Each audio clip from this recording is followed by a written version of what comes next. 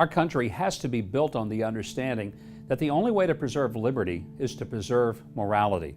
Without morality, without a clear understanding of the moral absolutes, our nation cannot stand.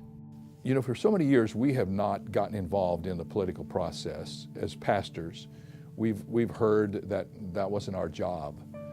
I think we have to come to grips with the fact that whatever we've believed in the past doesn't work for the present.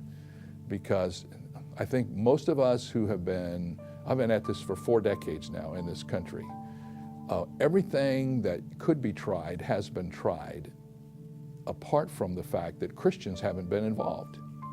And as Christians get involved, then we have a chance. We don't have any options left. We are at the end of the road as far as this country is concerned, unless the people of God get activated.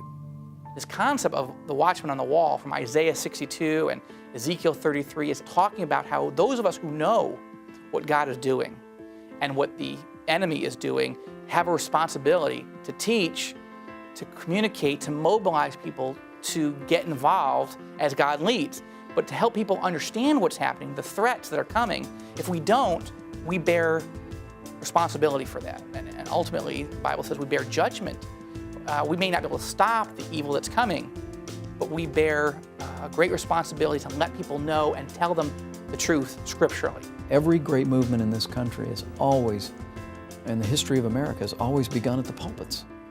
And whether it be the defense of marriage, whether it be restoring the sanctity of life and the rule of law, whether it be just returning our nation to the traditional values of fiscal responsibility and personal responsibility, when the church steps into the gap and begins to lead the nation on a moral basis back to those timeless values, that's when America will be renewed. Well, this nation is the lighthouse for the gospel. It's the source of more inventions than the other 96% combined, source of books and copyrights and all the rest.